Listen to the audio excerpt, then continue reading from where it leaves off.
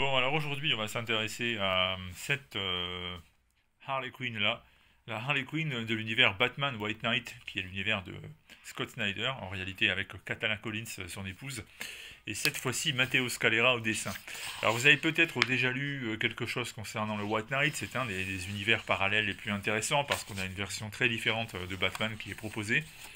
Là, on y retrouve surtout Harley Quinn en tant que protagoniste absolu du récit.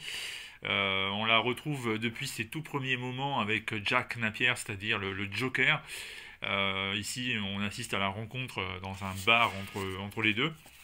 Et on comprend petit à petit comment elle a pu séduire, comment elle a été séduite par cet individu qui n'est pas un modèle d'équilibre mental et qui va finir par devenir ce qu'il est devenu par la suite, donc c'est-à-dire le Joker. Mais le récit est vraiment centré autour de cette femme, de Harley Quinn, j'insiste sur femme, c'est-à-dire sur en fait Harleen Quinzel, plutôt que sur la super-héroïne, ou plutôt pour être correct, l'anti-héroïne. Ici, nous avons une femme, tout simplement, qui d'ailleurs a deux enfants en bas âge, dont elle n'arrive pas forcément à bien s'occuper, elle n'a pas vraiment la fibre maternelle. Et puis, elle a aussi deux hyènes, qui sont un peu comme deux autres enfants, auxquels elle tient énormément et qui l'accompagnent partout. Bon, ça, vous le savez si vous êtes habitué du personnage. Bruce Wayne, pendant ce temps-là, n'est pas complètement en dehors de l'histoire, mais il est en prison. Et du coup, il apparaît de temps en temps pour donner quelques conseils, pour aiguiller, pour inciter Harley Quinn à s'occuper d'un nouveau cas. Mais c'est tout. Le nouveau cas, c'est tout simplement un certain producteur qui aurait sous ses ordres une certaine starlet. Et les cibles de ces deux cinglés, ce sont des anciennes stars du cinéma de Gotham de l'après-guerre. Une ville de Gotham qui d'ailleurs est devenue bien tranquille, hein, il n'y a plus de criminalité, le problème a été réglé. Du coup, le producteur aimerait bien devenir le nouveau maître absolu de la criminalité de Gotham. Et c'est ce qui va plus ou moins pousser Harley Quinn à reprendre du service et à mener sa propre enquête. Alors c'est plutôt bien fait.